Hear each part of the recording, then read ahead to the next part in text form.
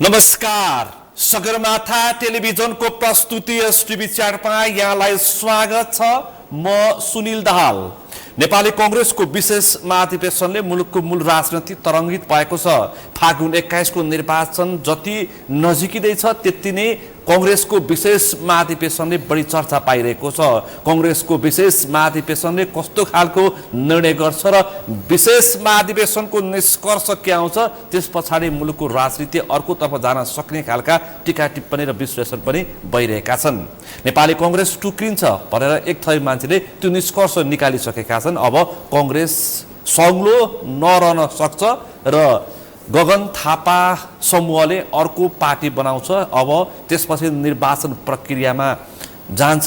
निर्वाचन आयोगमा उनीहरूले आफ्नो पार्टी र चुनाव चिन्हको दाबी गर्छन् र यो विषय फेरि अदालती प्रक्रियामा जान्छ भनेर पनि मान्छेले यसरी पनि विश्लेषण गरेका छन्। र कानुनविदले भने विशेष महाधिवेशन कांग्रेसको विधानमा नै स्थापित भएको हुनाले विशेष महाधिवेशन अन्तर्गत आउने परिणामलाई संस्थापन पक्षले स्वीकार्नुपर्छ भनेर केही कानुनविदले त्यो खालको पनि टिप्पणी र त्यो खालको पनि प्रतिक्रिया दिइरहेका छन्। कांग्रेस के हुन्छ? कांग्रेसको संस्थापन पक्ष अहिलेसम्म लचिलो हुन सकिरहेको छैन। शेखर कोइराला पक्षहरू मिलाउने प्रयास गरेका छन्। मध्यमार्गी भूमिका खेले पनि त्यो खालको ठोस निर्णय आउन सकिरहेको छैन। कांग्रेसको केन्द्रीय समितिको बैठक बसिरहेको छ र कांग्रेसको भेकोटी मण्डपमा जम्मा भएका कार्यकर्तालाई संस्थापन पक्षले न्यून कार्यकर्ता र न्यून महासमिति सदस्य भनेर पनि आकलन गरिरहेका छन्। अहिले हेर्दाखेरि 50-50 को अवस्था देखिएको छ। अब कांग्रेसको भविष्य 24 घण्टाभित्र एक किसिमको निर्क्युल हुन्छ र कांग्रेस कस्तो रहन्छ। आज हामी विशेष गरी यो विषयमा बढी केन्द्रित रहेर छलफल गर्दैछौँ, किनकि नेपाली कांग्रेसको 7 वटा प्रदेशमध्ये 2 वटा प्रदेशका प्रमुखहरूले विशेष महाधिवेशनलाई समर्थन गरिरहेका छन्। र फागुन 21 को निर्वाचनमा वामपन्थीहरूसँग गठबन्धन गर्नु हुँदैन भन्ने बलियो मत पनि विशेष महाधिवेशनमा देखिएको छ। र विशेष महाधिवेशनमा आफ्नो अभिव्यक्ति राख्ने क्रममा केही प्रमुख केही नेताले फेरि अहिलेको संविधान संशोधन गरेर संवैधानिक राज संस्था र 47 को संविधानप्रति पनि केही अपेक्षाका साथ आफ्नो अभिव्यक्ति दिएका छन्। यो विषयले पनि कांग्रेसमा एउटा बहस ल्याएको छ। आज हामी यिनै समसामयिक विषयवस्तुमा केन्द्रित रहेर छलफल गर्दैछौँ। आजको यो छलफलमा मसँग सहभागी हुनुहुन्छ नेपाली कांग्रेसका नेता, नेपाली कांग्रेस गण्डकी प्रदेशका सभापति शुक्रराज शर्मा। यहाँलाई स्वागत छ। धन्यवाद सुनिलजी। आराम हुनुहुन्छ? आराम छु। अब कांग्रेस लगभग 24 घण्टापछि नेपाली कांग्रेसले अर्को एउटा दुःखद दुर्घटना बेहोर्नु पर्ने अवस्था देखिँदैछ। कांग्रेस टुक्रिने भयो। म छलफल यहाँबाट प्रारम्भ गर्छु, त्यसपछि खास विषयमा प्रवेश गर्छु। म तपाईँलाई प्रश्न यही भन्न चाहन्छु, कांग्रेसले नयाँ जीवन पाउँछ। कांग्रेसले नयाँ जीवन पाउँछ र देशलाई जो अस्तव्यस्त पर्ने, कांग्रेस कमजोर भएका बेलामा जो अस्तव्यस्त रूपमा देश चलिरहेको छ, यो प्रकारले हामी खरानीको थुप्रोमा बसेर देशलाई हामी हेरिरहेछौँ। त्यो खरानीको थुप्रोबाट नयाँ नेपाल निर्माण गर्ने सङ्कल्पका साथ नेपाली कांग्रेस अब जनताका सामने प्रस्तुत हुने क्षण हो यो भन्ने मलाई लाग्छ। भेरकुटी मण्डलबाट तपाईले त्यो सोच्नु भएको छ? मलाई थोरै भन्न दिनुहोस्। देउबा निवासी कांग्रेस फुटाउने अराजक समूह भनेर तपाईलाई त्यो खालको इङ्गित गरिरहेछ। अनि होइन, त्यो चाहिँ के भने यो फुटाउने जुटाउने कुरा क्रियाकलाप नै हो। नेपाली कांग्रेसले आफ्नो सिद्धान्तमा बसेर शासन गरे, पार्टी चलाएको भए देशको जिम्मेवारीमा बसेर आफूलाई विधिपूर्वक सञ्चालन गरेको भए आज यो न देशले यो अवस्था बेर्नु पर्थ्यो, न पार्टीले यो अवस्था बेर्नु पर्थ्यो। हामी कांग्रेसले पनि हामीले विधि विधानपूर्वक नीति पार्टीको विधानपूर्वक हामीले सञ्चालन गर्न सकेनौँ। हामी नेपाली कांग्रेसका मान्छेहरू हामी जहाँ जान्छौँ त्यहाँ पनि हामी नीतिगत रूपबाट हाम्रा जिम्मेवारीलाई वहन गर्न सकेनौँ। त्यसरी चाहिँ गर्दाखेरि हामीलाई यो अवस्था आयो। सत्तामा म तपाईँलाई भन्न चाहन्छु, सत्तामा प्रधानमन्त्री हामी कोही भयौँला, अरू कसैलाई हामीले बनायौँला, तर नेतृत्वमा म कांग्रेस छ भन्ने भन्न चाहन्छु। 2007 सालदेखि जेनजीको आन्दोलनसम्म यो देशमा जति घटना घटे हरेक पटक चाहिँ कांग्रेसको वरपर सबै देश घुमिरहेछ। राम्रो पक्ष पनि कांग्रेसको पक्षबाट गइरहेको छ र नराम्रो केही कुरा हुँदा पनि कांग्रेसको पक्षबाट गइरहेछ। अहिले दुर्भाग्यवश जेनजीको आन्दोलनपछि नेपाली काङ्ग्रेस यो सिनबाट अस्ताएको छ। कारण हामीले चाहिँ 2/3 सरकार चलाएका छौँ, स्वयं सरकारको प्रधानमन्त्रीको रक्षा गर्न सकेनौँ, स्वयं देशको चाहिँ प्रमुख सचिवालय सिंहदरबारको रक्षा गर्न सकेनौँ, मन्त्रीहरूको रक्षा गर्न कार्यपालिका न्यायपालिका व्यवस्थापिका कुनै पनि हामीले संरक्षण गर्न सकेनौँ, कुनै कसैलाई पनि हामीले जोगाउन सकेनौँ। व्यक्तिको रक्षा गर्ने, सम्पत्ति राष्ट्रको सम्पत्ति संरक्षण गर्ने कुरा पर जाओस्, खुद आफ्नो कार्यालय र आफू पनि रक्षा हुन सकेनौँ हामीले। हामी कुन अवस्थामा पुगेका छौँ त्यो बारेमा आज यत्रो समय भयो काङ्ग्रेसको कुनै प्लेटफर्ममा छलफल भएन। त्यो छलफल नहुनु देशका लागि काङ्ग्रेस भनेर कोही बस्छ, उनीहरूले विकल्प खोजेका छन्, अब काङ्ग्रेसबाट चलेन। प्रजातन्त्रमा विश्वास गर्ने काङ्ग्रेसले 61 सालको आन्दोलन हामीले पोखराबाट हामीले प्रारम्भ गरेका हौँ। हामीले 7 सालको आन्दोलन, 2046 सालको आन्दोलन, 61 सालमा गरेको आन्दोलन प्रजातन्त्रलाई गरेका थियौँ हामीले। प्रजातान्त्रिक व्यवस्था अधिकार खोज्न पाएन, जनताका अधिकार खोज्न पाएन भनेर जनताका अधिकार स्थापना गर्नुपर्छ भनेर हामीले आन्दोलन प्रारम्भ गरेका थियौँ। 61 सालमा हामीले आन्दोलन गर्दा पनि हामीले राजाले खोसेका प्रजातान्त्रिक अधिकारहरू राजाबाट फिर्ता गर्ने दृष्टिकोण गरेको मेरै नेतृत्वमा, नेपाली काङ्ग्रेसको निर्णयअनुसार मेरै नेतृत्वमा, हाम्रै नेतृत्वमा हामीले पोखराबाट प्रारम्भ गरेका थियौँ। पछि 62 साल जेठमा गएर एमालेहरू माझमा पार हुन्थ्यो, त्यति बेला एमालेवाला सामेल हुनुभयो। त्यसपछि गएर मुसी साल गरी 12 बुद्धि सहमति चाहिँ माओवादीहरू आएर त्यो आन्दोलन सफल भएको हो। हामी 61 सालको आन्दोलन पनि भन्न छोड्यौँ। आफ्नै निर्णयअनुसार हामीले प्रारम्भ गरेको, म जिउँदैछु, हामीले प्रारम्भ गरेको आन्दोलन हामी 61 सालको आन्दोलन भनेर काङ्ग्रेसको दस्तावेजमा कतै तपाईँ पाउनुहुन्न। सबैले भन्दा 62 सालको 38 सालको आन्दोलन अहिले काङ्ग्रेस जस्तो छैन। म तपाईँलाई भन्छ अहिले काङ्ग्रेस अर्कैले चलाउँछन् काङ्ग्रेस। तपाईले पनि अस्ति सभामा भन्नुहोस्, ल भन्नुहोस् त। म तपाईँलाई भन्न चाहन्छु 61 सालको आन्दोलनमा हाम्रा विषयहरू के थिए भने काङ्ग्रेसको विरासत अनुसार जो देश चलेको थियो 47 सालको संविधान बमोजिम त्यसको लागि पुनस्थापित गर्ने लक्ष्य थियो। राजाले पनि संविधान तोडे, संवैधानिक राजतन्त्रको व्यवस्था हुँदै राजाले आफू प्रधानमन्त्री आफै भए, राजा पनि आफै भए। उनले राजतन्त्रतर्फ उन्मुख भए, राजतन्त्रतर्फ जनताको अधिकार उनले स्वीकार नगरेपछि राजतन्त्रको स्वीकार पनि किन गर्ने भन्ने हामी आवेगमा आएर 63 सालको संविधान लेख्ने बेलामा हामीले गणतन्त्र लेख्यौँ। यो विषयमा तर त्यति बेलै हामीले चाहिँ प्रजातन्त्रले के अपुग थियो, प्रजातन्त्रलाई हामीले हटाएर लोकतन्त्र राख्यौँ। धार्मिक स्वतन्त्रताले नेपाललाई के कुरा कमी थियो, के कुरामा कहाँ अप्ठ्यारो पार्यो, कसलाई के बस्न अप्ठ्यारो परिरहेको थियो, त हामीले चाहिँ धर्मनिरपेक्ष राख्यौँ। हामीले चाहिँ समाजवाद भनेर के अप्ठ्यारो पर्यो, समाजवाद भने हामीले 72 को संविधानमै समाजवाद उन्मुख 67 सालको अन्तरिम संविधानमै उल्लेख गरेका छौँ। गल्ती गर्यो, त्यो गल्ती गर्नेबाट देश नै अधोगति लाग्यो, दुर्भाग्य सुरु भयो। आजको यो परिणाम त्यसैको त्यहाँबाट सुरुवात भएको यो परिणाम आज आएको। यो कुरा हामीले पनि म त आन्दोलन सुरुवात गरेँ पनि हामीले बिचमा जितको उसमा आवेगमा हामीले त्यो कुरा त्यो ध्यान दिएनौँ। त पछि व्यवहार गर्दै गएपछि हामी फिल्डमा भिजेर काम गर्ने मान्छेले हामीले बुझ्दै गएपछि हाम्रो गल्ती भयो।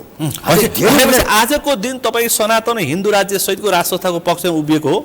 सुन हाम्रो यो प्रश्न भन्नुहोस् न तपाईँ। म तपाईँलाई प्रश्न भन्न चाहन्छु, नेपाली काङ्ग्रेसका 3टा आधार छन्। एउटा जनता, प्रजातन्त्रमा जनता सर्वोपरि हुन्छन्, मालिक हुन्छन्, एउटा त्यो आधार। 61 सालको आन्दोलनले नचाहेको कुरा हामी 63 सालको संविधान लेख्न त्यो हामीले गुमायौँ। दोस्रो कुरा हाम्रो धार्मिक स्वतन्त्रता, जनताका निजी आफ्ना चरित्र व्यवहारहरू हुन्छन्, सबै स्वतन्त्र हुन्छन्, त्यो बारेमा भनेर हामी हाम्रो धर्ममानी मान्छेहरू, हाम्रो धर्म मठ मन्दिर साधना केन्द्र यी सबै हाम्रो आस्थाको आधार हो हाम्रो नेपाली काङ्ग्रेसको। त्यसलाई हामीले निरपेक्ष भएर हामीले तोड्यौँ। अर्को आधार कस्तो भने देश नेपाली काङ्ग्रेसलाई नभए प्रजातन्त्रवादीलाई देश चाहिन्छ। देश भन्ने बित्तिकै राजा हुन्छ, राजाले आफू राजा हुनका लागि देशका लागि घात गर्दैन। त्यो मानेमा हामीले 33 सालमा विपुलले भन्नुभएको छ, त्यो मानेमा हामी राज संस्था पनि संवैधानिक राज संस्था पनि हाम्रो नेपाली काङ्ग्रेसको आधार हो। त्यो 61 सालको आन्दोलन हामीले प्रारम्भ गर्दाखेरि यिनलाई हामीले छुने भनेका थिएनौँ, खालि अधिकार लिने मात्रै कुरा थियो। तर 63 सालको आन्दोलन खालि हामी सबै कुरालाई छोडेर हामीले चाहिँ गएर अरूहरूको सिद्धान्त कम्युनिस्टहरूको सिद्धान्तमा हामीले प्रवेश गरेर काङ्ग्रेसको सिद्धान्त छोड्यौँ। त्यसैबाट नि काङ्ग्रेसको अधोगतिको दिन प्रारम्भ भयो। अब यहाँ जोड्छु म, तपाईँले कुरा उठाइहाल्नुभयो, म त्यो चाहिँ अलि म 20तिर कुरा उठाउने प्रयासमा थिएँ। यो तपाईँले अस्ति भेरकोटी मण्डपमा पनि तपाईँ त्यो खालको आशय व्यक्त गरेर भाषण गर्नुभएको छ, त्यो म उठाउँछु। यो सनातन हिन्दू राज्य सहितको राज संस्थाको पक्षमा वामपन्थीहरूको तपाईँले वामपन्थीहरूसँग त कङ्ग्रेसले छड्के आँखा पनि लगाउनु हुन्न, चुनावी गठबन्धन समेत गर्ने काम भयो भनेर तपाईँले गम्भीरताका साथ आलोचना गर्नुभयो, असन्तुष्टि व्यक्त गर्नुभयो। अब मलाई यहाँ भन्नुहोस् कि सैद्धान्तिक कुरो जनताका अब म तपाईँलाई कहाँनिर प्रश्न गर्छु भनेदेखि तपाईँले सनातन हिन्दू राज्य सहितको राजसत्ता तपाईँले बोकेको 47 सालको संविधानको तपाईँ अझै पनि पक्षधर हुनुहुन्थ्यो, तर माघ 19मा तत्कालीन राजा ज्ञानेन्द्र शाहले सक्रिय शासन गरेर त्यही एजेन्डा र विधान र त्यही एजेन्डाको नीति बोक्ने विचार बोक्ने कांग्रेसीहरूलाई पाता कसरी जेल हाले हैन? त्यही कारणले मैले तपाईँलाई अघि नै भनिहालेँ, राजाले जनताको अधिकार स्वीकार काङ्ग्रेसले स्वीकार गरेको त्यही हो नि।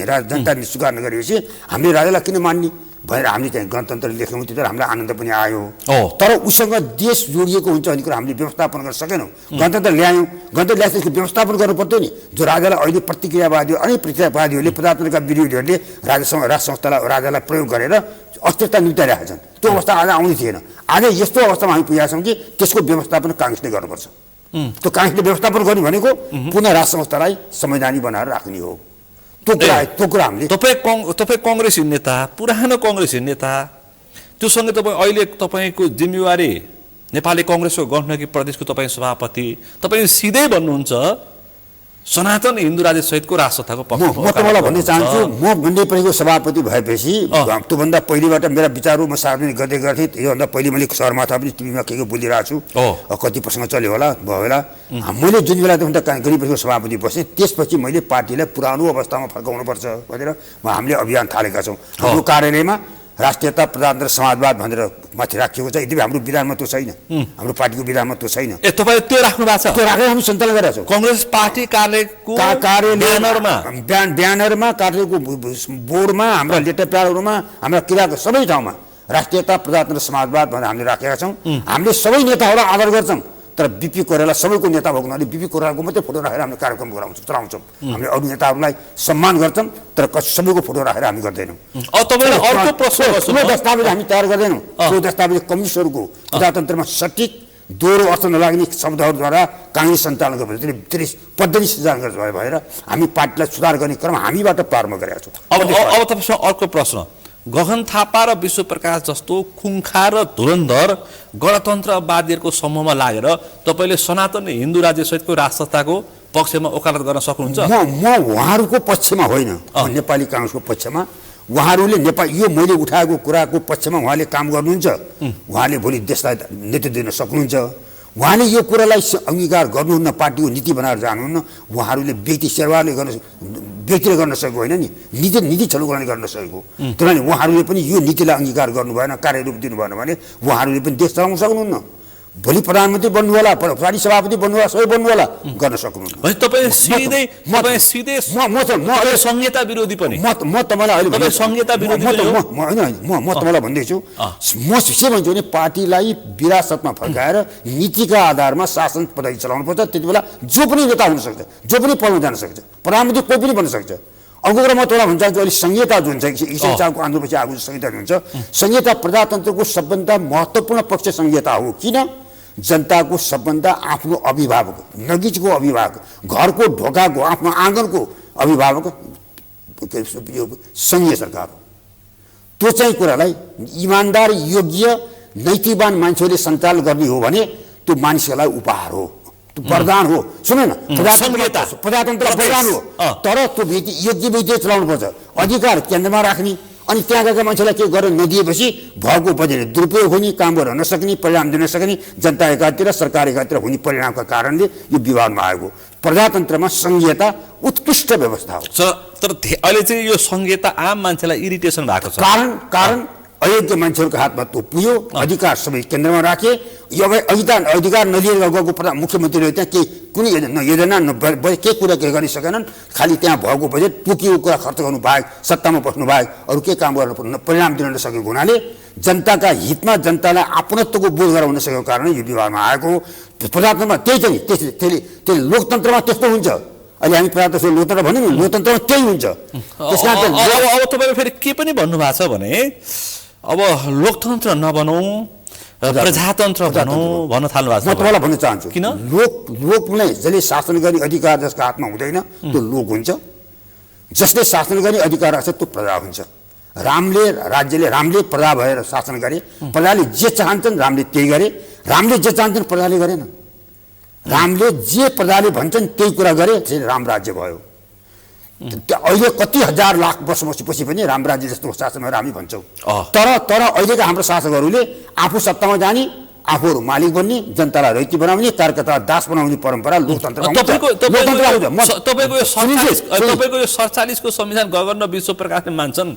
सुन न, यदि म 27 सालको संविधानमा भन्दिनँ, राष्ट्रियता, प्रजातन्त्र, समाजवाद, धार्मिक स्वतन्त्रता यी कुरा मान्नु भएन उहाँहरूले भनेर र देशमा अहिले त्यो राजालाई उपयोग गर्ने, प्रतिक्रियावादीले उपयोग गर्ने र राजाको राजसंस्थाको बारेमा कुरा उठिरहेछ, त्यसको निराकरण गर्न सक्नु भएन। अब अर्को अहिले उत्पन्न भएको छ जेनजीले उठाएका समस्याहरू, ती समस्यालाई समाधान गर्न सक्नु भएन भने हामी आफै भएर उहाँ चलाउन सक्नुहुन्न। तिनलाई सम्बोधन गर्ने काङ्ग्रेसको विधानमा पद्धति निर्माण गरेर जो हामीले आज त्यहाँ प्रस्तुत गरेका छौँ, हामीले गण्डकी प्रेसका तर्फबाट हामीले राम्रो प्रस्तुत गरेका छौँ, हामीले हाम्रो कार्य प्रस्ताव पेश गरेका छौँ। त्यो त फेरि केन्द्रीय समितिमा पनि शङ्कर भण्डारीहरूले त्यो अभियान चलाइरहेछन्। केन्द्रीय समितिमा मैले प्रस्तुत गरिरहेको छु, तपाईले पनि शङ्कर भण्डारी पनि हाम्रो शङ्कर भण्डारी पनि महासमितिको बैठकमा उनीहरूले हस्ताक्षरै बुझाए। अब शेरबहादुर देउवाले कुनै पनि चासो राखेनन्। तपाईँले बिचको कुराबाट तपाईँले अध्ययन गर्न पाउनु रहेछ। हामीले ती सबै कुरालाई उल्लेखित गरेर एउटा प्रस्ताव गर्ने प्रेसका तर्फबाट हामीले पेश गरेका छौँ। अहिलेको विशेष महाधिवेशनमा अहिले आज मैले पेश गरेर आज मैले पेश गर्नु मैले आज पेश गरेर आएँ।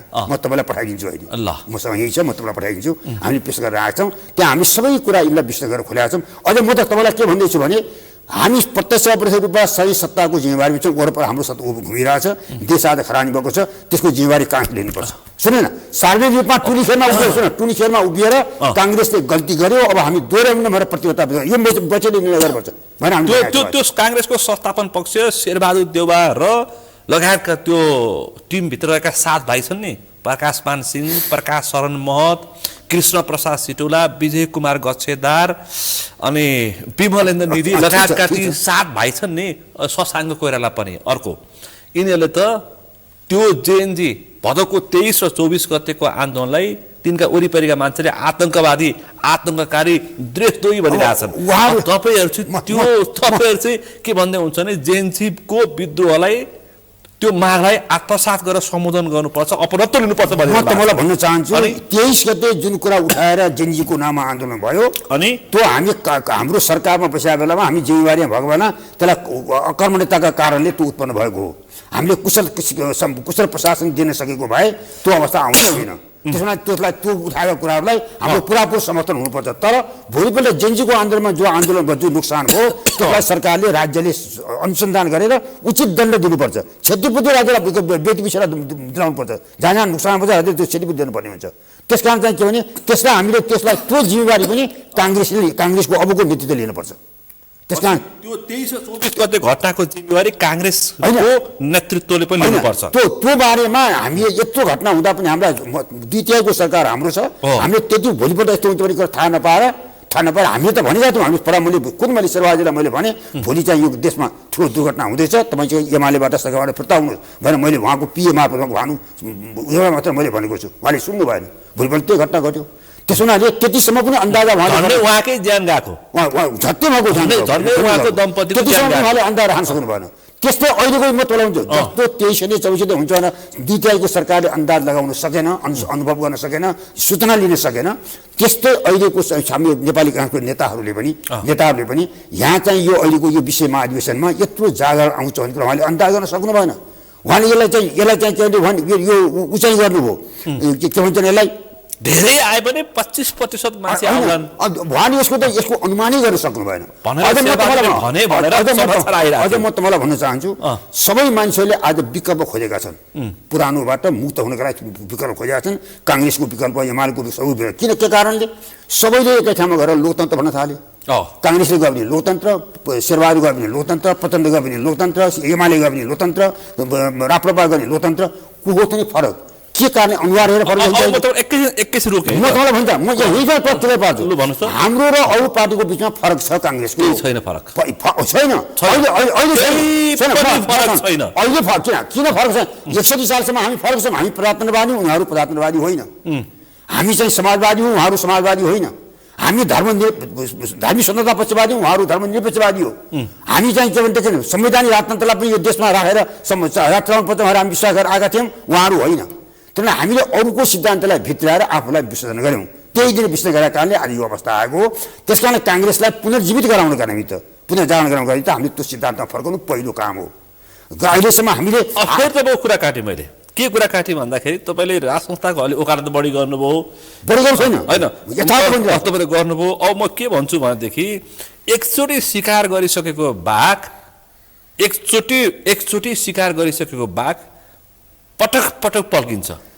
एकपटक ज्ञानेन्द्र शाहले गरिसकेका छन्, मुलुकमा सक्रिय शासन गरिसकेका छन्। तपाईँले संवैधानिक राज संस्था भने पनि ज्ञानेन्द्र शाहको अभिव्यक्ति 2 दिन अगाडि उनले राजनैतिक भाषण दिइरहेछन् अनि ज्ञानेन्द्र शाहलाई तपाईँले संवैधानिक होइन ज्ञानेन्द्र शाहलाई तपाईँले संवैधानिक राज संस्थामा बाँधेर राख्न सक्नुहुन्छ? गलत बुद्धि नै भन तपाईँले।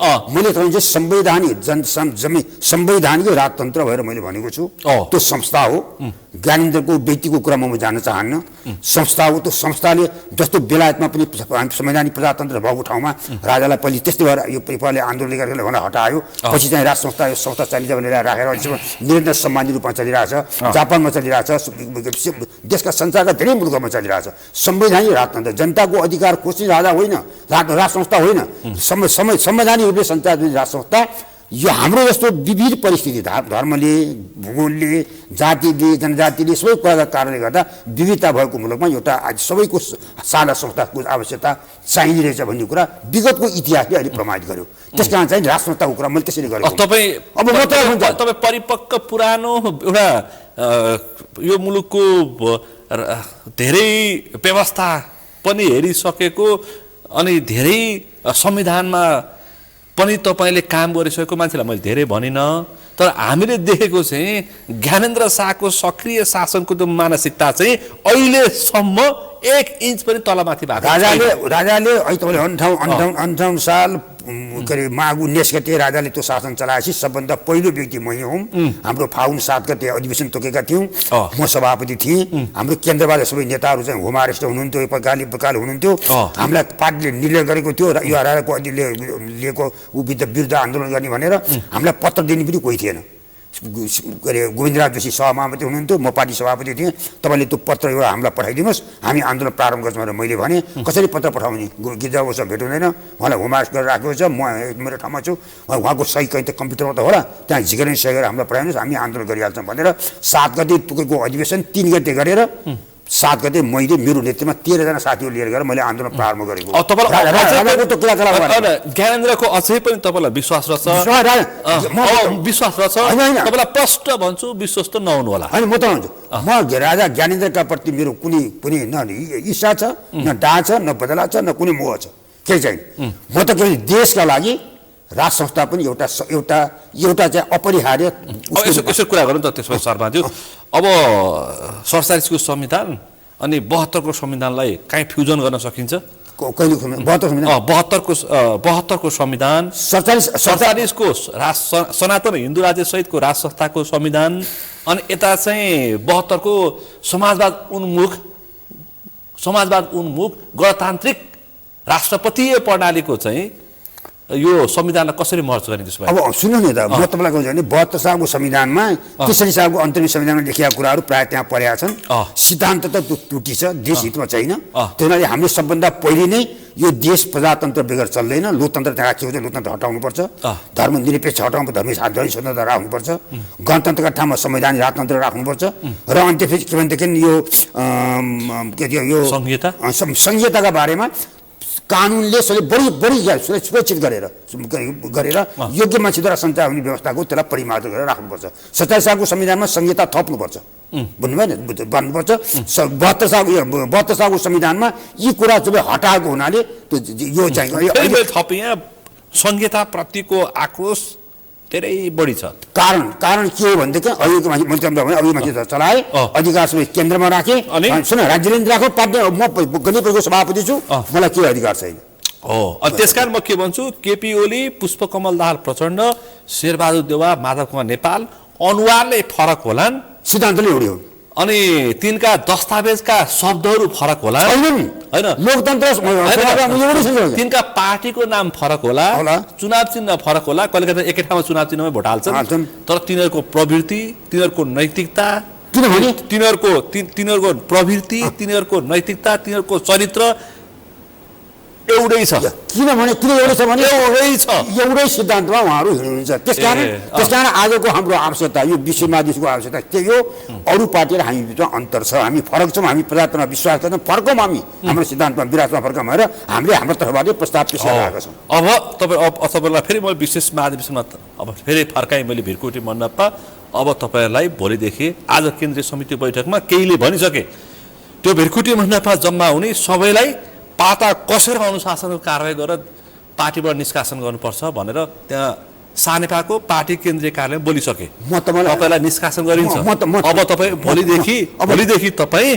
कङ्ग्रेसको गण्डकी प्रदेशको पार्टी सभापति रहन सक्नुहुन्न म तँलाई भन्छु मेरो पद हटाउन सक्लान् कसैले मलाई काङ्ग्रेस कसैले हटाउन सक्दैन मलाई काङ्ग्रेस कसैले बनाएको होइन म काङ्ग्रेस आफै सिद्धान्तद्वारा प्रेरित भएर म चाहिँ 60 वर्ष भयो मैले काङ्ग्रेसमा काम गरेर आएको त्यसैले अहिले त्यहाँ गएर मलाई कारवाही गर्ने भनेका मान्छेहरू मभन्दा सबै जुनियर शेरबहादुर बाहेक शेरबहादुर हामीसँग काम गरेका म सबै जुनियर हुन् त्यहाँ मलाई कसैले मलाई काङ्ग्रेस हटाउन सक्दैन पद हटाउन त मलाई दिएकै छैन पद त मलाई कहिले मैले पाएकै छैन कि न म मन्त्री भएको छु न केही भएको छु न केन्द्रीय सभामा पुलिस पदाधिकारी भएको छु यो पनि तपाईँ जितेर तपाईँ गण्डकी कार्यकर्ता साथीहरूले मलाई माया गरेर मलाई दिएको तपाईँलाई गण्डकीले जिताएको मलाई गण्डकीका साथीहरूले मलाई यसले कामहरू छ पार्टीमा गएर मलाई देखाएको त्यसमा मलाई कसैले त्यो परा छैन तर के भनेदेखि उहाँहरूले अनुशासनको कारवाही गर्ने चाहिँ जुन नैतिकता जुन साथ थियो पार्टी हितलाई गर्नुपर्ने त्यो कुरा गुमाइसक्नुभयो ऐतिहासिक भुल गरिसक्नुभयो उहाँहरूले यसलाई अपनाउन त लिनु पर्थ्यो यो विषय महाधिवेशनमा अहिले देशको परिस्थिति कस्तो छ जो नयाँ पुस्ताबाट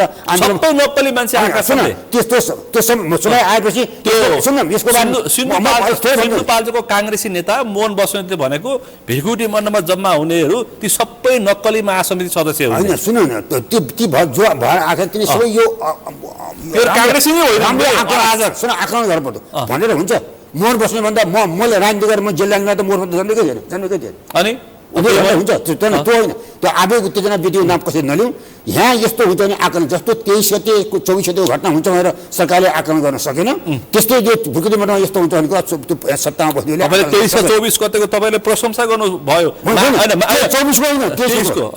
जेएनजी विद्रोहको तपाईँले भिरकुटी मण्डपको विशेष महाधिवेशनमा प्रशंसा गर्नुभयो त्यसकारण तपाईँहरू अराजक समूहको पक्षपोषक हो रे सुन देवाका मान्छे होइन उहाँहरूले के भन्छ उहाँलाई सोध्नु मलाई थाहा छैन हामीले देश देश चलाउनुको पक्षमा लागेको अहिले उभिएका ठाउँबाट सुनिजी हामी एक मुठी माटो लिएर देशमा छातीमा हात राखेर हामी बोलिरहेछौँ अहिले म तपाईँलाई मेरो स्वार्थ व्यतीत रूपमा मैले पाइनँ कुनै कसैप्रति गुनासो मेरो केही छैन देशलाई काङ्ग्रेस अपरिहार्य छ सिद्धान्तमा नफर्को काङ्ग्रेस नसुधेको काङ्ग्रेसले के गर्न सक्दैन काङ्ग्रेस सुध्रन पर्छ काङ्ग्रेस सुधार्नेको विरासतमा फर्कनियो विरासत भनेको पहिलो नेता मानेन सिद्धान्तमा फर्कनियो आफ्नो सिद्धान्तमा फर्कनियो सिद्धान्त बोकेर गएको काङ्ग्रेस अपराध शक्ति कसै तरले फेरि के भने तपाईँहरूलाई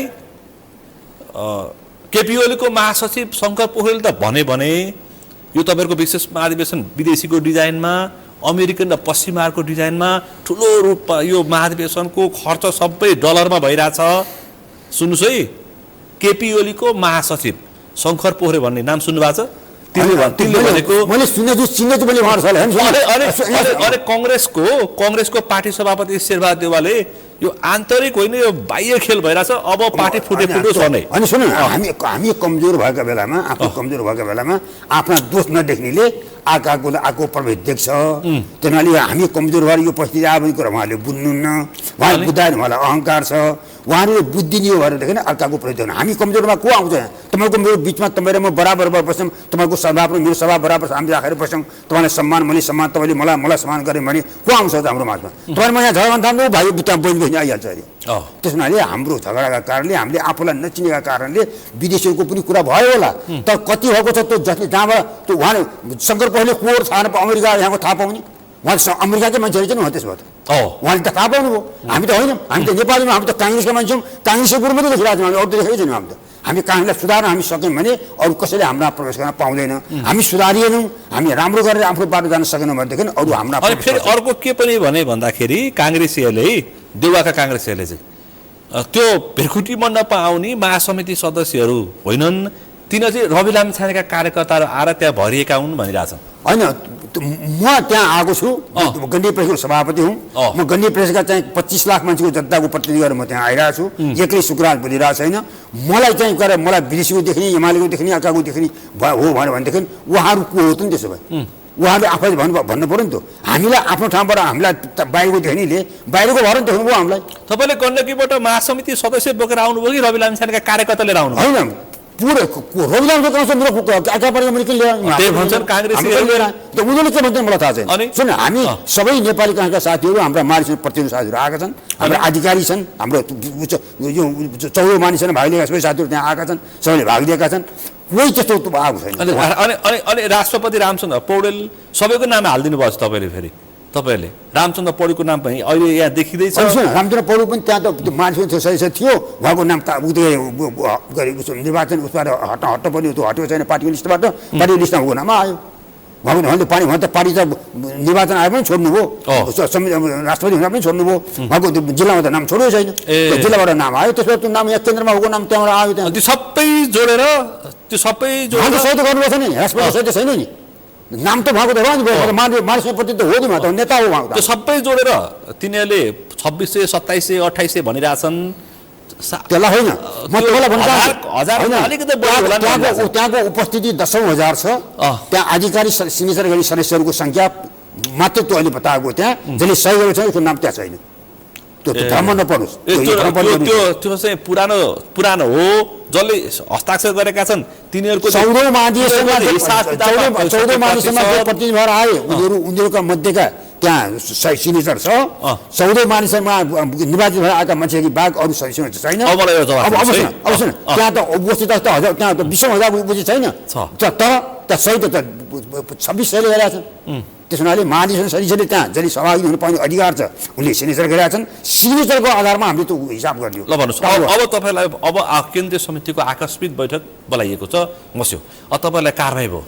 अब मलाई पनि बोलाएको थियो, म गएँ 11 बजे बोलाएको मिटिङ 11 बजे बसेन, 1 बजे बोलाएको मिटिङ 1 बजे बसेन, अनि म फर्केर आएँ। अनि 3 बजे बस्ने भएको 3 बजे बस्नु भयो भने सुने मैले तर तपाईँले बोलाउनु भयो, फेरि म त्यहाँ आएँ। म पनि कारबाही गर्नु भने तपाईँलाई कुनै मतलब छैन। होइन सुन, मलाई कारबाही गर्ने उहाँहरूले नैतिक गुमाइसक्नुभयो। अब सुन्नुहोस्, उहाँहरूले काङ्ग्रेसमाथि यत्रो सङ्कट पारेको छ, देशमाथि यत्रो सङ्कट आएको छ, त्यो बारेमा देश पनि काङ्ग्रेसका बारेमा पनि केही सोध्ती र लिएर आफूलाई अहङ्कारको आधारमा उहाँहरू अगाडि बढ्ने भएपछि उहाँलाई काम गरेर कारबाही अधिकार छैन। अनि महाधिवेशनको मुख्य माग चाहिँ पार्टी सभापति शेरबहादुर देउवाका दम्पतिलाई सिनमा नआउनु भन्ने हो। फन्ड काङ्ग्रेसको अब फन्डको सक्रिय राजनीतिमा नआउनु। दोस्रो, देउवा अबको प्रतिनिधि सभाको निर्वाचनमा उम्मेदवार बन्न मिल्दैन। विशेष महाधिवेशनको सम्पूर्ण समिति लिनुपर्छ। विशेष महाधिवेशनलाई 40% अबको फागुन 21 को निर्वाचनमा दिनुपर्छ। अनि विशेष महाधिवेशनमा सहभागीहरूलाई चाहिँ सबै थोक दिनुपर्छ भनेर तपाईँले माग गरे हो? होइन, सुन्नु न, त्यो चाहिँ के अरे महासमितिको बैठकको आह्वान गरी साथीहरूको तर्फबाट त्यो माग त्यहाँ गएको होला, होइन? सुन, त्यो गएको होला। तपाईँलाई पनि सक्रिय ठानिरहेको छ नि? होइन, म त्यसमा गएको छैन। होइन, सक्रिय यो विशेष महाधिवेशनको सक्रिय पात्र मध्ये तपाईँ एउटा मुख्य पात्र भनिरहेको छ। विशेष महाधिवेशन बोलाउनुपर्छ भनेर मैले सही पनि गरेको छैन, मैले कसैलाई सही गर नगर पनि भनेको छैन। तर विशेष महाधिवेशन अहिलेको समयको आवश्यकता हो भनेर म उपस्थितिमा भाग लिन आएको छु। भन्नु भएन, मैले पहिले सही गरेर मैले बोलाएको होइन, बोलाउँदा मैले सही गरेको छैन। अहिले म आजको यो आवश्यकता हो, यसले निर्णय गरेर नेपाल सङ्कटमा छ, देश सङ्कटमा छ, राष्ट्रियता खतरामा छ। त्यो यो जस्तो बिपीले 33 सालमा मेलमिलापको नीति लिएर भित्र आउनुभयो, आफूलाई मुद्दा थियो, सारा कुरा थियो, भारतमा गरी सिक्किम विलय भएको थियो, त्यो भरमा राजासँग आफूलाई जस्तो लडेको छ। आफ्नो तिम्रो चाहिँ 41जना मान्छे एकैठाउँमा लास परेका थिए, त्यो बेलामा उहाँले मेलमिलापको नीति लिएर भित्र आउनुभयो। यस्तो चिन्ताका साथ आज त्यस्तै सङ्कट देशमाथि परेको छ, कालो बादल मरारिएको छ। अझ त्यसभित्र पनि कालो बादलमा पनि चाँदीको घेरा हुन्छ भन्ने सम्झेर हामी चाहिँ यहाँ आएर त्यसलाई अझ पनि काङ्ग्रेस सुध्रो भने, काङ्ग्रेसलाई सुधार्न सकियो भने यो सबै कुराबाट नेतृत्व काङ्ग्रेसले प्रदान गर्न सक्छ भन्ने विश्वास छ। हामी पार्टी फुट्यो भने तपाईँहरूको नाममा चुनाव चिन्ह र झन्डा कसको नेतृत्व हुन्छ, कसले पाउँछ? सुन्नुहोस् न त, चार तारे झन्डा र रुख चिन्ह जहाँ छ त्यही काङ्ग्रेस हो। भोलिदेखि त दुईटा सभापति म तपाईँलाई भन्दैछु भोलिदेखि त दुईटा सभापति अनि यो पार्टीको विधानमा भएको व्यवस्था अनुसार यो महासमितिको बैठक बसेको छ पार्टीको विधानमा परिधिभित्र रहेर यसले निर्णयहरू लिन्छ यसले निर्णय लिँदाखेरि निर्वाचन आयोगमा यसको पुनर्विचार हुनुपर्छ कानुनले अदालतले पनि यसलाई चाहिँ प्राविधिक कुरामा म धेरै जान चाहन्न प्राविधिक कुरामा यसलाई पनि कहिले कानुन व्यवस्था भएअनुसार अहिलेको देशको परिस्थिति अनुसार पनि हेरेर यो सुन परिस्थिति हेरेर यो गर्न लागु हो भन्ने बारेमा सबैले यसलाई अन्डरस्ट्यान्डिङ गर्छन् र रूप चिन्ह पनि चार तारे झन्डा पनि यही विषय महाधिवेशनबाट आउने निर्णयमा का आधारमा रहन्छ भने म तपाईँ मार्फत विश्वास दिलाउन चाहन्छु त्यसको लागि चाहिँ 65% महासमिति सदस्यको हस्ताक्षर अनि यो विशेष महाधिवेशन चाहिँ महासमिति सदस्यले कङ्ग्रेसको विधानको 17(2) अनुसार भने पनि केन्द्रीय समितिले भनेपछि मात्रै आधिकारिक हुन्छ भनिरहेछन् अच्छा यो त अपनत्व केन्द्रीय समितिले लिनुपर्ने हो केन्द्रीय समितिले केही गरेन समयमा अधिवेशन पनि गर्न सकेन भनेपछि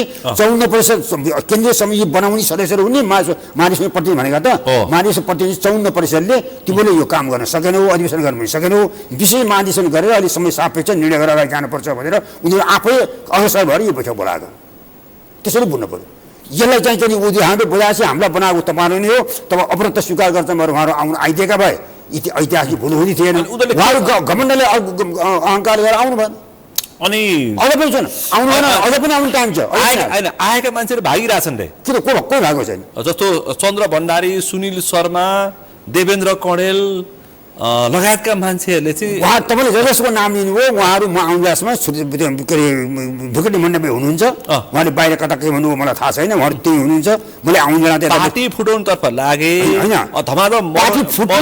लागे मनोनयन दत्तातिर लागे हामी सहभागी छैनौँ म तपाईँलाई एउटा कुरा पार्टी फुटको कुरा चाहिँ यो तपाईँको आफ्नो उसबाट दिमागबाटै हटाइदिनुहोस् पार्टी फुटिएन पार्टी शुद्धिकरण गराउने हो पार्टीलाई परिमार्जित गर्ने हो पार्टीलाई गुमेका आफ्ना चाहिँ के अरे सैद्धान्तिक हाम्रा आधारहरूलाई पुनस्थापित गर्ने हो जनताको विश्वास पुनर्जागृति गराउने हो नयाँ युवाको भविष्य काङ्ग्रेसभित्र समाएर जाने हो विदेशमा गएका हाम्रा सारा जति पनि हाम्रा जेहनदार मान्छेहरू छन् त्यसलाई विश्वास दिलाएर देशभित्र फर्काएर उनको क्षमतालाई देश हितको लागि प्रयोग गराउने हो त्यो बात सिर्जना गर्नका निमित्त विश्व महाधिवेशन अपरिहार्य थियो के नियमित अधिवेशन गरेर सम्पन्न गर्नु पर्थ्यो केन्द्रीय कार्य समितिले त्यो कुरा कर्मनिरता देखाउन नसकेपछि यो अपरिहार्य थियो यो अपरिहार्यता समयको आवश्यकताका कारण यो भएको छ यो त पार्टी फुटाउनु होइन पार्टी फुटाउने सबैलाई समान सेवादेखि लिएर सबै नेताहरूलाई सम्मान गर्ने नयाँ युवाहरूलाई साथमा लिएर देशको चुनौतीलाई सामना गर्ने जिम्मेवारीका साथ यो अधिवेशन सम्पन्न गरिरहेको छ तपाईँले कम्युनिस्ट वामपन्थीहरूसँग त चुनावी गठबन्धन गर्दै नगर्ने भन्नुभएको छ अब उहाँ शेरबहादुर देउवा र केपी शर्मा ओली छलफलमा छन् म तपाईँलाई भन्न चाहन्छु राष्ट्रियता प्रजातन्त्र समाजवाद हामीले छोडेर कम्युनिस्टहरूको हाम्रो एउटै नीति लोकतन्त्र धर्मनिरपेक्ष इत्यादि भनेर हामी गएको हुनाले हामी एकै जस्ता देखेका हौँ एकै जस्ता देख्दाखेरि हामी कमजोर भयौँ उनीहरू पनि कमजोर छन् एमाले पनि सिद्धान्त छोडेको छ म के भन्न चाहन्छु सिद्धान्त छोडेको चाहिँ पो ज्यान नभएको प्राण छोडेको शरीर जस्तै हुन्छ गनाउँछ यद्यपि हामी सेक्रिफाइस लामो भएको हुनाले काङ्ग्रेस 20 वर्षसम्म गनाएन अहिलेसम्म काङ्ग्रेसै वरपर पार्टी घुमिरहेको भ्रष्टाचारी पार्टी नै काङ्ग्रेस भन्छ सुन न त्यो हाम्रो अकर्मणता कारणले ती सबै आवाज आएका हुन् त्यस हुनाले काङ्ग्रेसको पालमा भ्रष्टाचार भयो भने कानुनी कारवाही पनि हुन्थ्यो नि अहिले त कसैलाई कारवाही पनि हुँदैन मलाई थाहा छैन अहिले त मुलुक केपी ओलीको शासनमा चलाएको थियो के समय एमालेलाई कारवाही हुनु पर्यो भने ओलीजी मिल्नुहुन्छ काङ्ग्रेसलाई कारवाही हुनु समाजजी मिल्नुहुन्छ दुईटैलाई कारवाही भएपछि दुईटै मिल्छन् होइन दुईटैलाई कारवाही त दुईटै मिल्छन् पतनजी पनि मिल्छन् कारण के हो सिद्धान्त छोडेका कारणले सबै सिद्धान्त छिर्ने गएका कहाँ भए तिनीहरूले उसले उसको मुख उसले हेर्ने उसको मुख उसले हेर्ने तर म भन्न चाहन्छु देश बनाउने हो भने प्रजातन्त्रै चाहिन्छ जनतालाई सार्वसत्ता सम्पन्न नागरिक चाहिन्छ सार्वसत्ता सम्पन्न भएका नागरिक प्रजा हुन् अरू चाहिँ लोक सो भनेका प्रजा होइनन् रैती हुन् तपाईँले विशेष महाधिवेशनमा यस्तो प्रस्ताव ल्याउनु भएको छ वामपन्थीहरूको त चुनावमा मुखे नहेर्ने भनेर सिधै कम्युनिस्टको गन्धबाट पार्टीलाई बचाउनु तपाईँ गन्ध भन्थ्यो मुखे नहेर्ने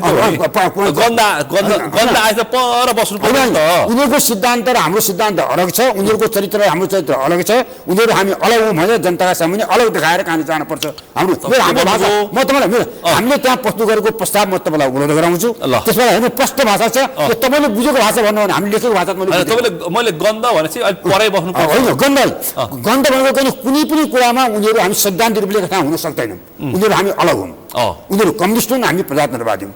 प्रजातन्त्र र कम्युनिस्ट कहाँ हुँदैन कि उनीहरू पनि शुद्ध र प्रजातन्त्रवादी हुनु पर्यो कि हामी बिरो र कम्युनिस्ट हुनु पर्यो। अहिले हामी बिरो र कम्युनिस्टको सिद्धान्तमा गइरहेको छ। त्यो बिरो काङ्ग्रेस सभा उनीहरू के भन्छन् भने यहाँ हाम्रा मान्छे बिग्रे काङ्ग्रेस भए सबै भ्रष्ट भयो भनिरहेको छन् उनीहरू। कम्युनिस्टहरूले पनि त्यसो भनिरहेछन्। होइन, काङ्ग्रेसको सिको हामी काङ्ग्रेसले कम्युनिस्टको सिद्धान्त स्वीकार गऱ्यौँ, त्यसले हाम्रो दुर्गति भयो। देशले हामी हुँदैन, काङ्ग्रेस बलियो भयो भने म तपाईँलाई याद दिलाउन चाहन्छु, काङ्ग्रेस बलियो भयो भने देश कमजोर हुँदैन। काङ्ग्रेस बलियो भने छिमेकी हाम्रा मित्र हुन्छन्, सद्भाव राख्छन्। काङ्ग्रेस बलियो भने हाम्रो अन्तर्राष्ट्रिय जगतमा पर अमेरिका युरोप विरासमा हाम्रा मान्छेहरू हाम्रा स्वभाव राख्छन्, सहयोगी दृष्टिकोणले हेर्छन्, प्रेम भावले हेर्छन्।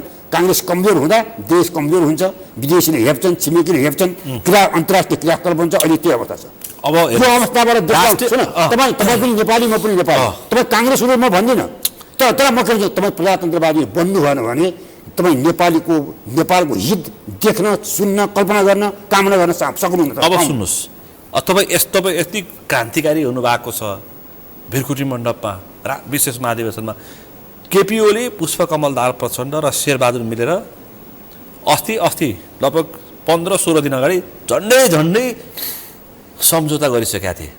फागुन 21 को निर्वाचनमा 35% काङ्ग्रेस 35% अनि केपीओलीलाई अनि 30% चाहिँ प्रचण्डको समूहलाई राष्ट्रिय सभामा मिलिसके।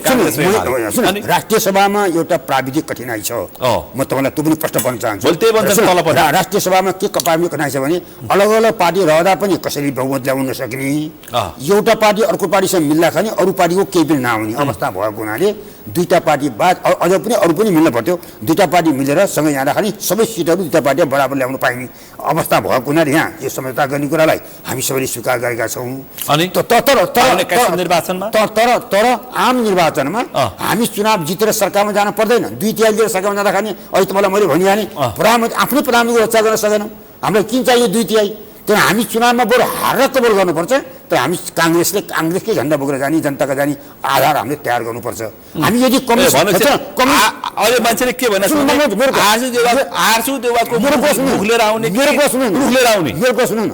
अर्काको वैशाखी टेकेर हामी जनता कहाँ गयौँ भने हामीलाई बहुमतै प्राप्त गरे पनि हामी केही गर्न सक्दैनौँ। हामी काङ्ग्रेस चुनाव सत्तामा नगएर पनि काङ्ग्रेसलाई बचाउने सिद्धान्तको आधारमा हामी गयौँ भने जनताको भरोसा हामीमाथि बढ्छ, हाम्रो जिम्मेवारी बढ्छ, देशका लागि हामी धेरै कुरा गर्न सक्छौँ। अहिले यो सङ्कट जस्तो देशमा फेरि पहिले आउन सक्दैन। त्यही कारण हामी काङ्ग्रेस अलगै सिद्धान्तवादी काङ्ग्रेस, निष्ठावान काङ्ग्रेस, आदर्शवादी काङ्ग्रेस, हिजो बिपी कोइरालाले, गणेश मानजीले, सुवर्णसिंहले, किसिमले चलाएको जस्तो काङ्ग्रेस बनाएर हामी जनता कहाँ गयौँ भने त्यति बेला काङ्ग्रेसले जे निर्णय गर्छ जनता साथमा हुन्थे। आज जनता काङ्ग्रेसले जे निर्णय गर्छ जनता बाहिर छन्, जनता एकातिर, हामी एकातिर भइरहेको छौँ। कारण हामीले सिद्धान्त छोडेको कारणले। हामी सिद्धान्त, हाम्रो यो पहिलो कर्तव्य हाम्रो यहाँ के हो भने हामी सिद्धान्तमा फर्केर काङ्ग्रेस अब सुध्रेर आयो, जनताको साथमा लिएर जाने हिँडी काङ्ग्रेसबाट आयो। अब तपाईँको भविष्य काङ्ग्रेसभित्र छ भनेर हामी ग्यारेन्टी गर्छौँ। युवाको भविष्य काङ्ग्रेसले ग्यारेन्टी गर्छ, महिलाको भविष्य काङ्ग्रेसले ग्यारेन्टी गर्छ, देशको भविष्य काङ्ग्रेसले गर्छ भन्नुभयो। तर सबै कुरा मान्न तयार छन् शेरबहादुर देउवा। यो टिकटको हस्ताक्षरमा नगरीमा मान्नेवाला छैनन् रे। अनि एमालेसँग को चुनावी गठबन्धन नगर्नु भनेको छ तपाईँहरूले, त्यो पनि उहाँले कुनै पनि हालतमा सुनिलजी तपाईँले मलाई मलाई प्रश्न पार्न मलाई भन्नुभयो। शेरबहादुरजी हाम्रो मेरो आदरणीय नेता हो, हामी सँगै काम गरेर आएका हौँ। यही धेरैपछि 5 चोटि प्रधानमन्त्री हुनुभयो, पार्टी सभापति हुनुभयो, म कुनै ठाउँमा छैन। तर हामी सँगै काम गरेर सुरुवात गरेर आएका मानिस हौँ। उमेर पनि हाम्रो सँगसँगै हो हाम्रो। तर उहाँका पनि मेरो आदर्श भने योगदान धेरै गर्नुभएको, धेरै आदर्श मलाई। तर उहाँले अहिले आएर जुन घमण्ड देखाउनु भएको छ, मेरो सैनिक किन जनतामा जानुहुन्न भनेर भन्नुभएको छ, त्यो चाहिने देशलाई दुर्गतिमा हुनु उहाँलाई पनि त्यसले हित गर्दैन। तर म तपाईँ मार्फत अनुरोध, उहाँका यदि पुग्छ, उहाँ खबर पुग्छ भने म हार्दिकतापूर्वक अनुरोध गर्न चाहन्छु, उहाँले अब घमण्ड नगर्नुहोस्, अहङ्कार नगर्नुहोस्। रावणसँग के कुराको अभाव थियो? रावणसँग संसार सबै पुरै आफ्नै नियन्त्रणमा थियो। तर सीतालाई लिएर आएपछि मलाई के हुन्छ र उसले चाहिँ अर्काको सीताका प्रति उसले कुदृष्टि राखेर जाँदा सङ्कटमा पर्यो सबैलाई बोलाएर उसले सोध्यो सबैले चाहिँ अहिले सेवाका सामने ठिको सेवा गर्दा ठिको भनेर भने जस्तै गरेर सबै त्यहाँ पनि सबैले प्रसिद्धि गाए एउटा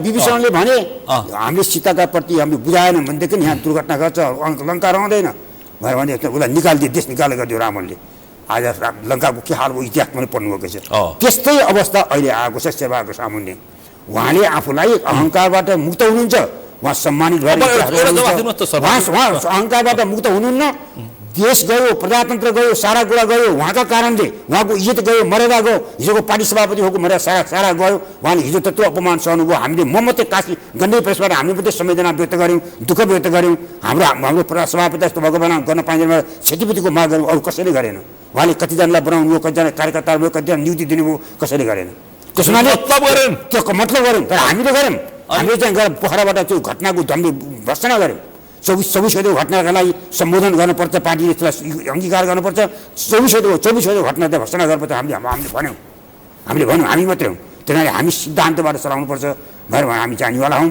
अब सेवा अहिले त्यो गर्नुभयो भने वैशाखको महाधिवेशन चाहिँ के तरे होइन त्यो नियमित महाधिवेशन हो त्यो नियमित महाधिवेशनमा हाम्रो स्थायी हाम्रो 5 वर्षको लागि कार्यकाल हुन्छ 5 वर्षको कार्यकाल हुन्छ हाम्रो 4 वर्षको कार्यकाल हुन्छ त्यो 4 वर्षको कार्यकालको लागि हाम्रो नयाँ पदाधिकारी हाम्रो चुनिन्छ अनि यो विशेषबाट चुनिने यो विशेष महाधिवेशनको त यो अहिलेको सङ्क्रमणकारी अवस्थालाई व्यवस्थापन गर्नका लागि मात्रै यो कुनै लामो समयको लागि होइन वैशाखको नियमित महाधिवेशन फेरि हुन्छ हुँदैन यो त महाधिवेशन होइन यो त विशेष महाधिवेशन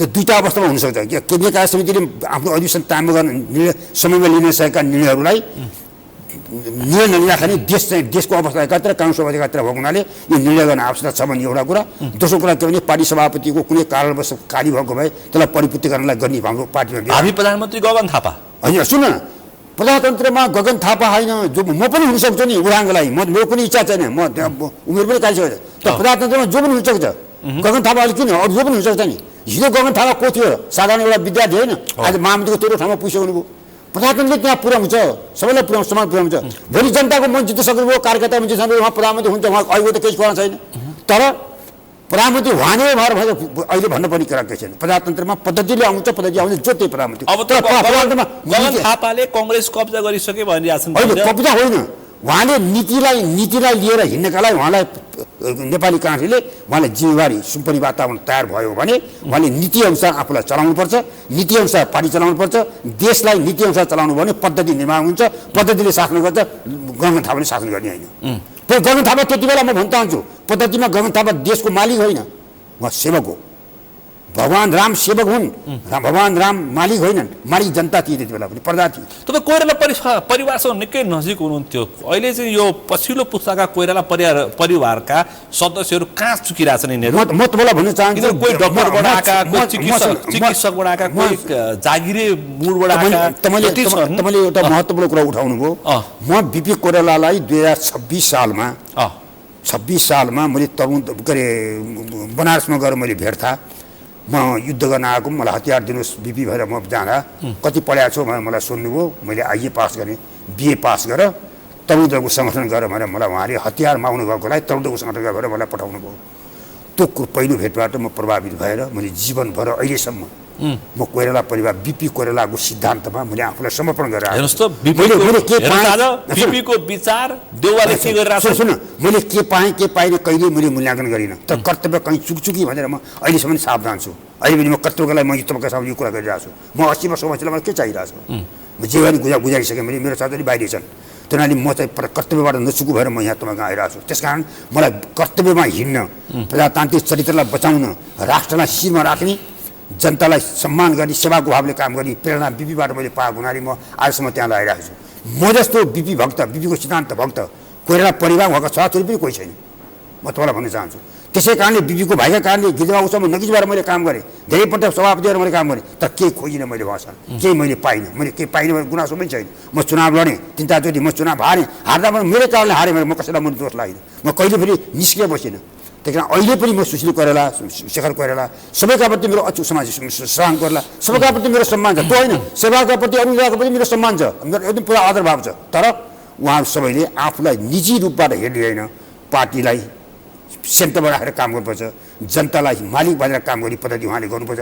जसले त्यो गर्छ मेरो साथमा रहन्छ, उसको नजिक रहन्छ भने जसले त्यो गर्दैन त्यो मेरो कोही पनि साथमा रहँदैन। मसँग केवल भगवान् राम साथमा छन्, अरू कोही मेरो साथमा छैन।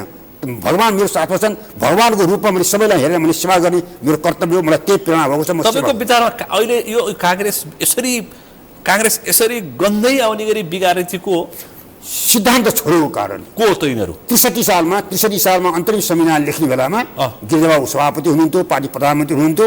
उहाँले चाहिँ जो मान्छेलाई जिम्मेवारी दिएर त्यहाँ पठाउनु भयो र उहाँहरूले त्यहाँ गएर कम्युनिस्टहरूको एजेन्डामा प्रभावित भएर सही गरेर जो आउनुभयो, त्यही दिन नाम भन्दिनँ म, त्यही दिनबाट आयो। त्यति बेला गएर आउने मान्छेले अहिले पनि पर्खाउनु भएको छ, खानुभएको छ। तर देशलाई के दिनुभयो, जनतालाई के दिनुभयो, प्रजातन्त्रलाई के दिनुभयो? प्रजातन्त्र बेच्नुभयो, प्रजातन्त्रलाई सुम्पनुभयो, लोकतन्त्र राख्नुभयो, संवैधानिक राजतन्त्र छोड्नुभयो, तोड्नुभयो, समाजवाद तोड्नुभयो, धर्मनिरपेक्षता राख्नुभयो। त्यसको पदमा त हुनुहुन्छ, तर देश कहाँ पुग्यो आज, बदनाम कहाँ भयो? त्यसकारण यसको निराकरण काङ्ग्रेसले नगरिन्जेसम्म हामी कोही छुट पाउँदैन। अनि बिपीको भतिजो डाक्टर शेखर कोइराला कहाँनिर चुके? बिपी अब म तपाईँलाई भन्छु कहाँनिर चुके त म भन्न सक्दिनँ। अब अहिले पनि भतिजो होइन, भतिजो म भन्छु। उहाँले मैले सार्वजनिक रूपमा बोलेको छु, यो त्यहाँ तपाईँ याद गर्नुभयो भने उहाँले चाहिँ के भनेदेखि यो ऐतिहासिक भुल भएको छ, गल्ती नोहोर्याइमा आउनुहोस् भोलि भनेर मैले आह्वान गरेको थिएँ। म हिजो भेट्न गएँ उहाँलाई, त्यहाँ वरपर सबै बढी साथीहरूले उहाँ जानुहुन्न भने मैले भने त्यहाँ बस्ने सबै साथी काङ्ग्रेसकै हुन्, तपाईँ त्यहाँ जानुपर्छ, सबैलाई साथमा लिएर गएर म मिलाउने प्रयासमा साथीहरू तपाईँ आवेग उत्तेजनामा नआउनुहोस्, दुर्घटनाबाट पार्टीलाई बचाउनुपर्छ। हामी चाहिँ जनताको लागि सीमा राखेर सेवाको भावले काम गर्ने पार्टी बनाउनुपर्छ, सिद्धान्त फक्रा भएर भनेर आउनुहोस् भनेर मैले भनेर आएँ। के भने म सल्लाह गर्छु, साथै सल्लाह गरेर आउँछु, पार्टी विरोध दिन नभएर भने उहाँ भन्नुभयो। अहिलेसम्म उहाँ त्यो कुरो प्रयासमा लागिराख्नु भएको छ, यस्तो लागिराख्नु भएको छ। उहाँले यदि यो अधिवेशनको समापनसम्म पनि गगन थापा उसलाई के अरे यो पुनमारू खड्का समेतलाई शेर्माहरूलाई कमिस गराएर उहाँहरू त्यहाँ आउन सक्नुभयो भने इतिहासको भुल गल्ती हुँदैन, नत्र उहाँले पनि ऐतिहासिक भुल गर्नुहुन्छ। इतिहासले कसैलाई क्षमा दिँदैन। बिपीको पुत्र डाक्टर शशाङ्क कोइराला चाहिँ कस्तो मान्छे हो? अब उहाँको प्रति उहाँको सज्जन मान्छे हो, डाक्टर हो, राम्रो सेवा गर्नुभएको थियो, बिपीको छोरा हो, उहाँको प्रति आदर स्वभाव छ। तर अहिलेको यो चुनौतीलाई सामना गर्ने भएले आफ्नो प्रतिभा, आफ्नो कार्यक्षमता देखाउनु भएको छैन। उहाँको त्यो खालको क्षमतै छैन, देखाउनु भएको छैन।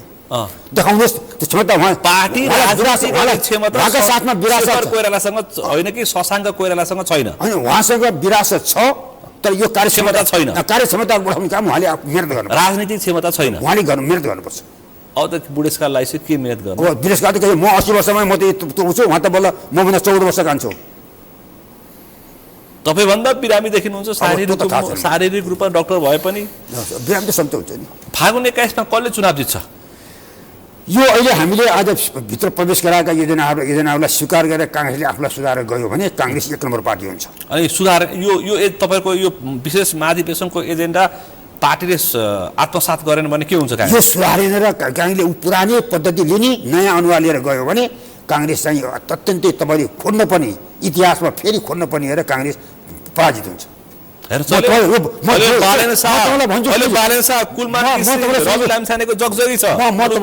भन्न चाहन्छु, म डाक्टर, म भविष्यवाणी पनि होइन, म कुनै योगी पनि होइन, नेता पनि होइन, म सामान्य कार्यकर्ता। म तपाईँलाई भन्न चाहन्छु काङ्ग्रेसले सुधारेर गयो भने काङ्ग्रेसलाई पराजित गर्ने कुनै तागत छैन। काङ्ग्रेसले आफूलाई सुधारेन, अहिलेकै अवस्थामा लोकतन्त्र भनेर इत्यादि भनेर गयो भने काङ्ग्रेसलाई बचाउने कुनै तागत छैन।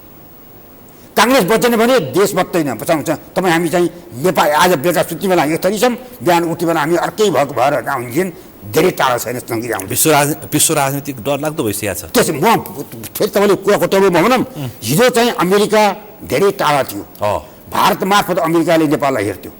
चीन चाहिँ भारतको कारणले टाढा थियो, अमेरिकाको कारणले टाढा थियो। आज भारत र चीन नजिक छन्, रसा निकट भएर आयो, अमेरिका धेरै टाढा छ। अब अमेरिकाले यहाँ नेपाल हेर्ने आँखा बनाउन न चीन न भारत कसैलाई बनाउन सक्दैन, उसले आफ्नै यहाँ ठाउँ बनाउन खोजिरहेछ। अनि भारत रसा पनि टाढा छ, यहाँ आउन सक्दैन। हिजो अमेरिकाले हेरिरहेको आँखा अहिले रसाले इन्डिया मार्फत चाहिँ नेपाल हेर्ने एक्टिभिटी बढाइरहेछ। चीनले पनि भारत मार्फत नै नेपाललाई हेर्ने एक्टिभिटी बढाइरहेछ। यो अवस्थामा यो क्रीडास्थल बनेको नेपाललाई धान्न सक्ने तागत कहाँनिर छ प्रजातन्त्रमा मात्रै छ जनतालाई तपाईँ नागरिक अधिकार सम्पन्न बनाउनु भयो भने जनतालाई साथमा लिएर हिँड्न सक्नुभयो भने त्यसलाई बताउने तागत हामीसँग रहन्छ अनि चीनको र भारतको प्रगतिलाई नेपालले इन्टरटेनमेन्ट गर्न सक्छ होइन आफूभित्र ल्याउन सक्छ यदि त्यो प्रजातन्त्रवादी नेपाल भनेर हामी लोकतन्त्र भनेर हामी गयौँ धर्मनिरपेक्ष भनेर गयौँ हामी गणतन्त्र भनेर हामी गयौँ भने ब्रह्माजीले पनि बताउने तागत छैन। ठ्याक्कै अन्त्यमा चाहिँ एउटा प्रश्न अहिले चर्चामा काङ्ग्रेसीहरूले नै भन्दै हिँडिरहेछन् यो तपाईँहरूको विशेष महाधिवेशन गगन थापाहरूको प्रयास अनि यिनीहरू रवि लामिछानेसँग मिल्छन् यो सबै एउटै एजेन्डामा हिँडिरहेछन् यो सबै अमेरिकन र पश्चिमाको एजेन्डामा हिँडेका पात्र हुन् त्यसको पछि लाग्ने सबै भ्रमित छन् यो डरलाग्दो खेल भइरहेछ भोलि गगन र रवि मिलेर सरकार बनाउँछन् यो बाह्य शक्तिको डिजाइन हो भनिरहेछन्। म तपाईँलाई दोहोऱ्याउन चाहन्छु यो सिद्धान्तलाई स्वीकार गरेर रविसँग मिल्छन् सिद्धान्तलाई स्वीकार गरेर लिएर जाने हो भने काङ्ग्रेसले एक्लै सरकार बनाउनु चाहिँ कसैलाई जानु पर्दैन शान्तिले मिल्न पर्ने सरकार बनाउने हुन जाला। तर म तपाईँलाई के भन्न चाहन्छु भने अब अमेरिकनले प्रयोग गर्छन् उसले जे सञ्चालन गर्छन् त्यो मलाई थाहा छैन। नेपाली काङ्ग्रेसको नीतिले सञ्चालित गर्ने गरेर उहाँको गगनजी नेतृत्वमा हुनुपर्छ। सुन नेपाली काङ्ग्रेसको नीतिले सञ्चालित गर्ने गरेर अबको पदाधिकारीहरू आउनुपर्छ। नेपाली काङ्ग्रेसको सिद्धान्तलाई बाहिर राखेर अरूबाट निरीक्षबाट गयो भनेदेखि रविको जे हाल भयो गगनको पनि त्यो हाल होला भोलि गगनको जे हाल होला तपाईँ हाम्रो पनि त्यो हाल होला। तर त्यसमाले सिद्धान्तले सञ्चालित हुने यो विशेष महाधिवेशनबाट निर्वाचित पदाधिकारी र रवि लामिछानेको राष्ट्रिय स्वतन्त्र पार्टी मिल्छन् मलाई लाग्दैन। त्यो मलाई सिद्धान्त हो मिल्ने भनेको अनुहार व्यक्ति मिल्ने होइन। लोरिसाले पनि आज मिल्छन् भोलि बिहान झगडा गर्छन् अनुहार मिल्ने होइन सिद्धान्त मिल्ने हो। उनीहरूसँग सिद्धान्त छैन हाम्रो विरासतमा फर्क्यौँ भने हामी सिद्धान्तका परिपूर्ण धनी छौँ। हामी धनी भएको छ उनीहरू त हाम्रो साथमा आउने हो हामी उनीहरूसँग मिल्ने होइन। उनीहरू चाहिँ आउन सक्छ हाम्रो साथमा उनीहरू आउनु सक्छ हामी सबैलाई हामी त एमाले माओवादी कम्युनिस्ट राष्ट्रिय स्वतन्त्र पार्टी सबैलाई साथमा लिएर हामी हिँड्यो नि। तर बिपीको विचार मान्नु पर्यो बिपीको विचार हाम्रो विरासतमा फर्केर विरासतमा फर्केन भने काङ्ग्रेस सुन आफूलाई हिँडाउने ताकत त छैन भने लेनिनवाद माओवाद भनेर काङ्ग्रेसभित्र नै काङ्ग्रेसले आफ्नो सिद्धान्तमा हिँड्न सकेन भने आफूलाई हिँडाउने त ताकत छैन भने अरूलाई हिँडाउने कुरै भएन। सिद्धान्तमा हिँडेको काङ्ग्रेसले सबैलाई साथमा लिएर हिँड्ने ताकत रहन्छ। त्यो भनेको यो महाधिवेशनले स्थापित गर्नुपर्छ गर्न हामीले प्रस्ताव गर्न आएको छौँ पास हुन्छ त्यो प्रस्ताव। ठिक छ फेरि यो महाधिवेशन सकियोस् त्यसपछि घटनाक्रम के हुन्छ अनि फेरि छलफल गरौँला। यो समय र संवादलाई आभार व्यक्त गर्न चाहन्छु। धन्यवाद। मलाई यो धेरै वर्तमान समयका बारेमा धेरै कुरा मलाई भन्न पार्नुभयो। म तपाईँसँग इमान्दारीपूर्वक भन्न चाहन्छु देश काङ्ग्रेस बचाउनु मात्रै होइन काङ्ग्रेस बचेन भने देश बच्दैन अरू पार्टीको अस्तित्व रहँदैन। काङ्ग्रेस बचाउने भने सबै पार्टीका साथीहरूलाई र देशवासीहरूलाई सबै प्रजातन्त्रवादी बन्नुहोस्। काङ्ग्रेसलाई आफ्नो सिद्धान्तमा फर्केर हिँड्ने वातावरण तयार गर्न काङ्ग्रेसका नेताहरूलाई सबै प्रति साथीहरूलाई म अनुरोध गर्न चाहन्छु सिद्धान्तमा हिँडेको काङ्ग्रेसलाई अपराज्य शक्ति म दोहोऱ्याउन चाहन्छु। गगन आउलान भनेर उहाँ केपी ओली चिन्तित भएर बसिरहेछ। वही पनि हाम्रो सिद्धान्तले शासन गर्न पायो भने गगन चाहिँदैन बाबा साउन्ड एउटा नेविसँग गएको थोरै विद्यार्थीलाई राखे पनि हुन्छ जो राखेर हुन्छ। गगन त त्यत्रो क्षमता भएको मान्छे भइसक्यो नि तपाईँले सिद्धान्तद्वारा चल्न सक्नु भएन भने गगन पनि कोही होइन सेवार त कोही होइन गगनको हुन्छ र सिद्धान्तमा चल्नुभयो भने चलायो भने सामान्य विद्यार्थीलाई ल्याएर त्यहाँ राख्यो भने भोलिको देश चलाउन सक्ने सामर्थ्य राख्छ। सिद्धान्त हाम्रो त्यही हो। म दोहोऱ्याउन चाहन्छु राष्ट्रियता प्रजातन्त्र समाज। अन्तिममा एउटा प्रश्न सोधेँ भोलि भिरकोटी मठमा मुठभेड हुन सक्छ भनिरहेछ होइन मलाई लाग्दैन त्यस्तो। त्यो भयो भने दुर्भाग्य हुन्छ ऐतिहासिक गल्ती हुन्छ दुर्भाग्य हुन्छ। त्यो दुर्भाग्य कसरी निम्तायो भने त्यो देशका लागि हानिकारक हुन्छ किनकि सानेपामा त्यसको प्र्याक्टिस भइरहेछ अरे होइन त्यो मलाई थाहा छ। त्यो मलाई थाहा तरुण दल र नेबीसँग जम्मा पारेर भोलि बिहान मैले तपाईँलाई भनेको यो आवाज कांग्रेस मुठभेडमा जान सक्छ। मैले भनेको सबै आवाज काङ्ग्रेसको हितका लागि नेबीसँगको हितका लागि तरुणको हितका लागि भोलिका सम्पूर्ण नेपालका नयाँ युवाहरू जो विदेश गएका छन् क्षमता साथ उनीहरू फर्केर आउने वातावरण बन्नुहोस् भनेको लागि मैले भनिरहेको छु। उनीहरूसँगको क्षमता पैसा साधन स्रोत देश हितमा लगाउने गरौँ। अझ म तपाईँलाई एउटा कुरा भन्न चाहन्छु सम्झाउनु भयो तपाईँले हाम्रो यहाँ चाहिँ अथाह तागत सम्पत्ति छ हामीसँग। हामी भौतिक सम्पत्ति होइन हाम्रो आध्यात्मिक सम्पत्ति साधना। हाम्रा यहाँ गुफामा अहिले पनि हजारौँ वर्ष लाखौँ वर्ष बाँचेका सन्त महात्माहरू छन्। उनीहरूले विश्वलाई स्वास्थ्य सदाचार चरित्र बाँडिरहेका छन्। हो तिनीहरूलाई आज संसारका मान्छेहरू भौतिक उन्नतिबाट आक्रान्त भएको छ। त्यो आक्रान्त भएको समाजलाई हामीले स्वास्थ्य दिन सक्छौँ नैतिकता दिन सक्छौँ, मोक्ष दिन सक्छौँ, सदाचार दिन सक्छौँ, साधना दिन सक्छौँ। त्यस हाम्रा मठ मन्दिर सबैलाई हामीले साधना केन्द्रको रूपमा बदल गरौँ। नेपालको बारेमा जानकारी सबैलाई हुने गरी पाठ्य पुस्तक तयार गरौँ। हाम्रा छोराछोरीहरूलाई नेपालबारे परिचय पढ्ने वातावरण तयार गरौँ। हाम्रो भौतिक साधनाका बारे, पशुपति बारे, लुम्बिनी बारे, मुक्तिनाथ बारे, शालिग्राम बारे, सीताको जन्मभूमिका बारे पढ्ने पाठन बानी वातावरण तयार गऱ्यौँ भने सबै नेपालीले म हुँ, मेरो नेपाल यस्तो रहेछ भनेर गर्व गर्छन्। हामी अरूलाई दिन्छौँ, दाता राष्ट्र बन्न सक्छौँ। हामी माग्ने हात थाप्ने हाम्रो पर्दैन हामीलाई। त्यो बनाउने अवस्थाको निर्णय सुरुवात गर्ने दिन यही चाहिँ यो फिक्री मण्डलको विषयमा समय सकियो। समय र सम्वादलाई यसको लागि तपाईँ मार्फत सबैलाई म आह्वान गर्न चाहन्छु। हामी सबैले मलाई, आफूलाई, मेरो को हुन्छ नसोचौँ, नेपाललाई पहिले गरौँ, नेपालीको लागि गरौँ, हाम्रो सन्तानको लागि गरौँ, भोलिको पिँढीको लागि गरौँ भन्ने भावना राखेर देश हितलाई काम गर्ने बेला यहाँ आएको छ। म तपाईँ मार्फत सबैलाई आह्वान गर्न चाहन्छु, आउनुहोस्, सबै काङ्ग्रेस नबनौँ, सबै प्रजातन्त्रवादी बनौँ र देश निर्माणमा अगाडि लागौँ। देश सबभन्दा ठुलो कुरा हो। देश मातृभूमिका प्रति इमान्दार बनौँ, आमाका प्रति इमान्दार बनौँ, आफू टिकाउ ठाउँबाट मुठीमा माटो लिएर अनि देशलाई निर्माण गर्ने सङ्कल्प गरेर हामी अगाडि बढौँ। सारा समस्या समाधान हुन्छ। पक्कै पनि अब तपाईँले धेरै मुलुक बनोस् भनेर चिन्ताका साथ के कुरा राख्नुभयो। अब फागुन 21 को निर्वाचन पछाडि संसद रङ्गिला जस्तो हुने सङ्केत देखिएको छ। मुलुकै के हुन्छ भन्ने चिन्ता छ। फेरि छलफल गरौँला। अहिले ठ्याक्कै समय सक्यो। यो समय र संवादलाई सुध्रोस्, काङ्ग्रेस सुध्रोस्, संसद पनि राम्रो हुन्छ, देशलाई पनि दिन सक्छ।